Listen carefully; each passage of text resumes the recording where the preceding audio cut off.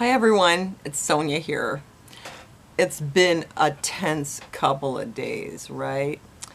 And I want to give you a little rundown on some of the new developments with the election. If you were watching the map as closely as I was, I'm pretty sure you were surprised when you went to bed on the 3rd with Trump leading in Michigan and Wisconsin and woke up on the 4th with Biden having won both of them.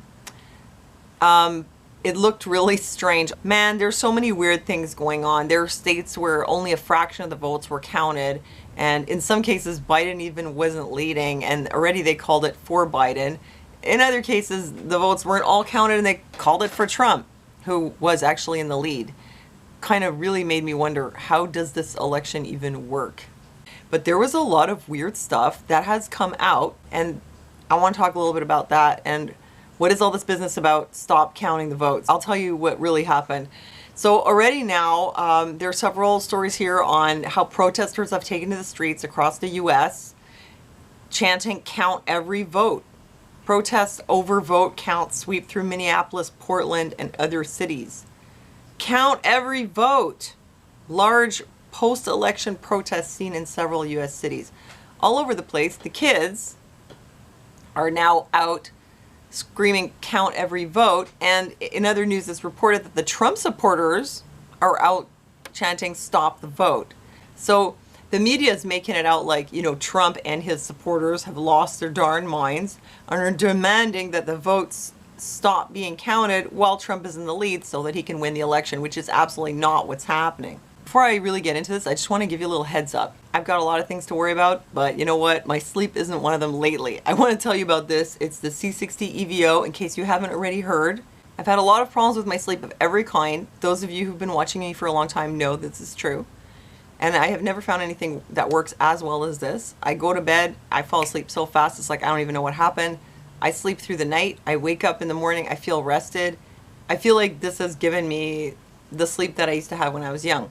And I like it so much that I'm on here telling you about it. And if you're interested, please check out the link below. You will also get a discount if you use the link. And also please check out the video below that will tell you more about my experience with C60. So check it out. Okay, man, there is so much information here. This always happens. I get news bloat, I read so many things, I got all the links out, and then it's like, ooh, I have to organize all this stuff. Okay, so there was a lot of talk, really, on Facebook. Everybody's like, oh, Trump, what a crazy nut. He wants people to stop counting. Every ballot counts. Count all the votes. Well, yes, count all the votes, but make sure that they're ones that came in by the date. Things that come in after that. You can't just keep adding votes after the election is over. So that's one issue. He wants to make sure that they're not counting ballots that came in late. And when you count the votes, there is supposed to be supervision, like the press is supposed to be able to watch, and people who are affiliated with the opposite party are supposed to be able to watch. There's supposed to be a lot of transparency. So one of the problems was that in Michigan, Trump was in the lead. Then they shut down their reporting at like midnight or 1. They shut it down late at night. And then they continued to count like in the dark, in secret.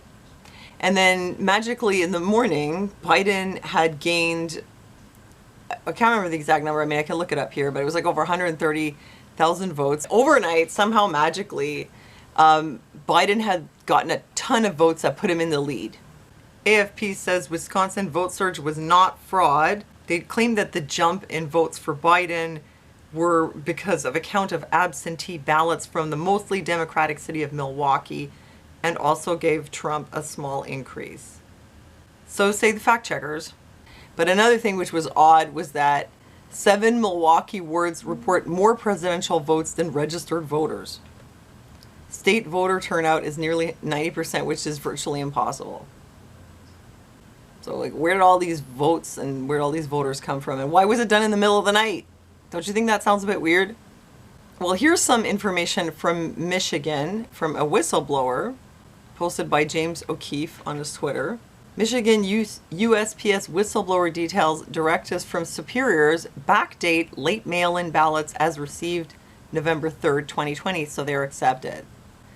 And the guy said he was told to separate them from standard letter mail so they can hand stamp them with yesterday's date and put them through. So that was one of the issues. So what Trump did was he sued in 3 states, laying the ground for contesting the outcome. So this was on Wednesday. President Trump campaign filed lawsuits in Pennsylvania, Michigan, and Georgia, laying the groundwork for contesting battleground states as he slipped behind Joe Biden. The Trump campaign is also seeking to intervene in a Pennsylvania case at the Supreme Court that deals with whether ballots received up to 3 days after the election can be counted, said Deputy Campaign Manager Justin Clark. And, you know, in this article, actually, they're saying it's like this is a strategy that Trump is using to attack the integrity of the voting process itself. They're just portraying like it's just another Trump tactic. Biden says no one's going to take our democracy away from us. Not now, not ever. Well, depends what you call democracy. I mean, if you're doing something shady to fix the election in your favor, then that's not exactly democracy. I mean, really, everybody just needs to have these votes counted in the right way and just make sure everything is legit. I think that's all Trump is asking for. I mean, that's all he can do. He went to the courts with these lawsuits, and as of today, judge hands Trump legal win in Pennsylvania vote count. So as much as the media tried to make it sound like he was crazy for doing this, the courts actually agreed with him. An appellate judge has handed President Trump's re-election campaign a minor victory, allowing it to observe the counting of ballots in the battleground state of Pennsylvania. So that is a win for them. That's all they wanted. Gene Pellegrino on Twitter says, per Trump campaign's Jason Miller in D.C., teams have been deployed all over the country to ensure legal ballots are counted and illegal ballots are not counted. I mean, to me, that seems very reasonable, right? Especially considering stuff like this. There's a big, long history of things like dead people being able to vote. This was from the Epoch Times. Florida officials foil plot to register dead people as Democratic voters. I remember this happening in many elections past, where it turned out that dead Democrats, they can actually resurrect on election day and cast a vote. You know, it actually looks like they didn't do a very good job foiling the plot. It's turning out that dead people have been turning up voting. Like this man who was born in 1900, be 120 years old, who voted via absentee ballot in Jackson County, Michigan. Why is it always the Democrats doing it? Don't the Republicans do any shady stuff like that too? I think they do. I remember when Bush got elected, people were saying some shady stuff went on the Republican side. Michigan unofficial MI elections. Why is Trump leading? You know, but on the map it says that he's not. I don't know. There's a lot of weird stuff like that going on. Oh, here was another thing. Now, again, this is just from, you know, a screenshot that I found on Facebook. Hey, Arizona, why does my ballot status say it was canceled? People are voting and then checking, you know, if their vote went through and it's saying it was canceled. I don't know if this is true, but, you know, check it out. Anyhow, you know, these are legit concerns about the election, but it's been spun in the media again to create as much chaos as possible. And that chaos is really important, actually, to get the Great Reset to happen. So it's intentional, because they could just straighten the whole thing out by saying he's suing to make sure that ballots are not backdated and that they're counted with transparency in the proper way. They could just say that. But no, they make it sound like he wants him to stop counting while he's in the lead. It's going to, of course, piss off all those college kids. And those college kids are listening to people like Lisa Fithian says, who's ever got the guns can win. Let's take over the buildings. These radical leftists, these are the ones that are fueling the kids. It kind of reminds me actually of the hippie movement, except the hippie movement was about getting freedom, whereas now the kids are demanding to lose their freedom. I guess you can get kids to do pretty much whatever you want if you're convincing enough. I mean, they think that they're getting their freedom. They just don't understand what's really happening on the bigger scale. I guess they haven't seen the footage from the conferences at Davos about the Great Reset. They haven't clued into it. They don't realize they're being played. I want you to see this one thing here.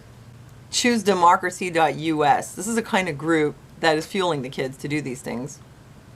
Democracy is fragile. We have reason to worry that this fall we may see an undemocratic power grab, a coup.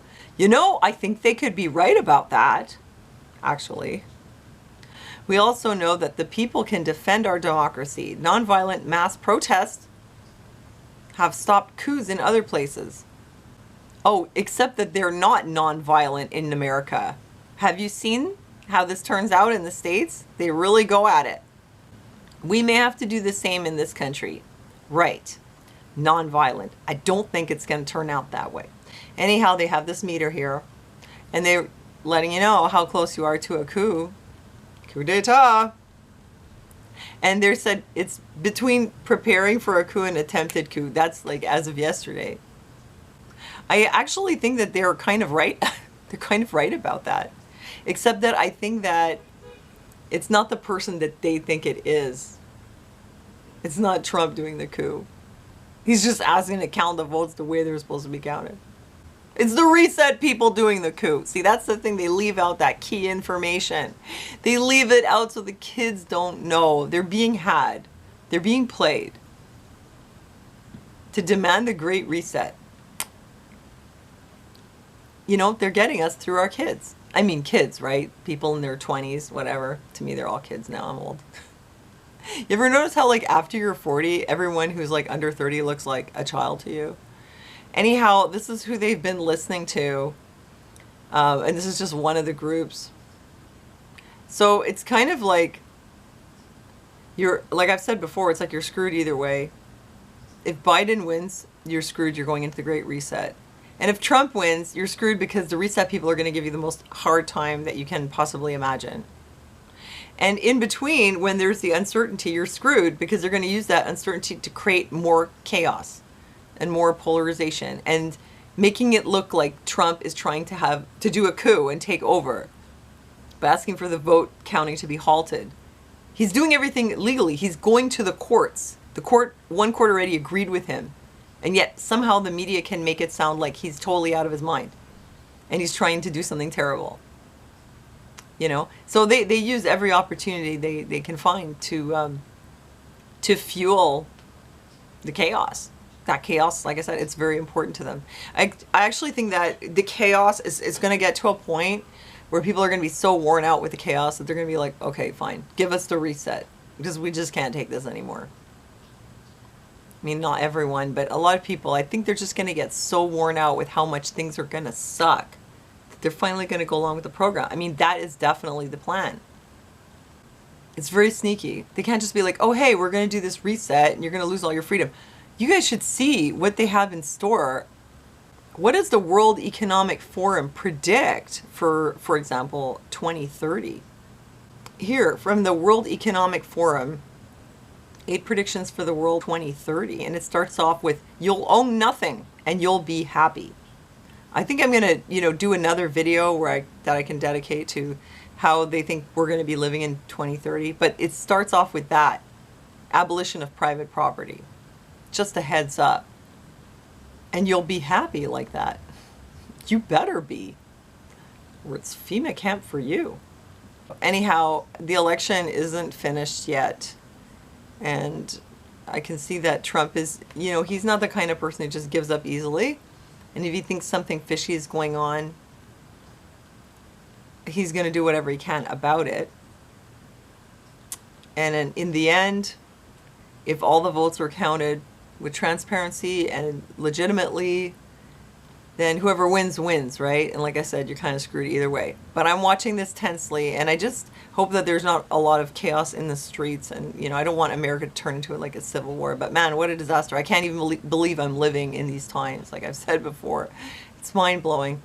Don't you want to just kind of like go back to like when you could just get about your day and just go about your business and not have to worry about the end of the world? It was kind of nice, eh?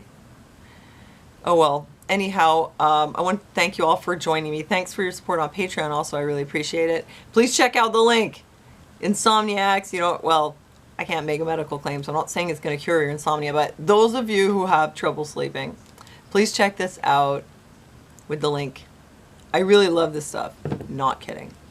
And that's it. You know, God bless you guys. I hope you're all okay.